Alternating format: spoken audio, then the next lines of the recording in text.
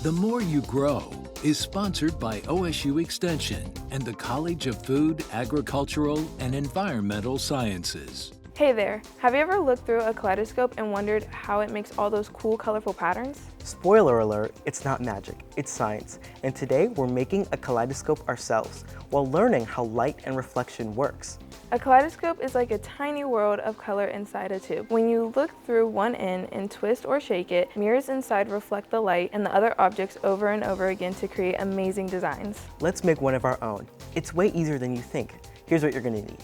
A handful of iridescent beads or marbles, a clear ornament ball, a cardboard tube, a sheet of mirror board or aluminum foil, origami paper of any kind or a fun decoration, a glue stick, and some tape. The first thing we need to do is make the object chamber. This is the part that holds the stuff you'll see in your kaleidoscope. Take your clear ornament ball and put some colorful beads in one half, then snap the other half on. You can tape it shut if you want to be extra safe. Now gently push the ornament ball into one end of the cardboard tube. Next, we want to build the mirror triangle. This is what is going to make the patterns look magical and never ending. Take your mirror board and fold it into 3 equal parts with the shiny side in. Then bring the long sides together to make a triangle shape. You just made a reflection tunnel. Slide it into the tube from the opposite end of the ornament ball.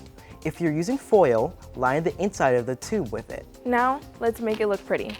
Wrap your origami paper around the outside of the tube or make it your own with markers, stickers, or whatever you want. Finally, we can see the magic happen. Look through the open end of the tube and point it towards a light. Now twist it, shake it, and turn it.